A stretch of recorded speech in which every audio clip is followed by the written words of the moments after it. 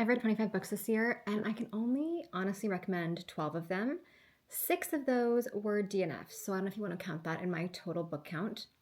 Let's get into it. Starting with the DNFs, I wrote these down because I cannot remember them. In no particular order, with no specific reason given: House of Bane and Blood, Phantasma, Strange the Dreamer, Scythe, Not Even Bones, and An Academy for Liars. For me, the criteria for a really good book, there have to be a few defining features. One, it has to hook me from the get-go. So whatever the premise is, has to reel me in so fast to keep my interest. I cannot handle a slow world building or slow storytelling. There has to be a really great love story. I am a sucker for a good romance. I love yearning. I love groveling, which, I mean, to be fair, most romance books don't have nearly enough groveling, but that's another issue. I just love a good romance. And 3, the plot has to be solid.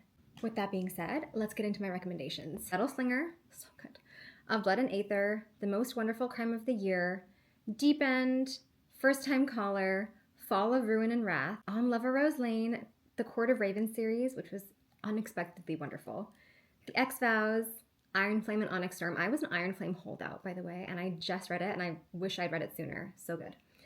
And Funny Story. I will read anything that Emily Henry writes, but this one, the miscommunication, drove me crazy. I hate the miscommunication trope.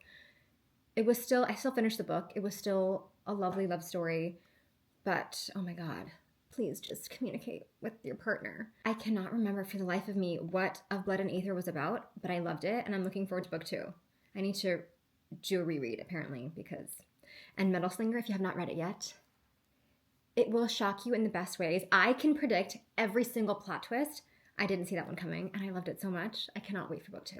Let me know what you think of these books. If you love the ones I DNF'd, I'd love to hear your thoughts.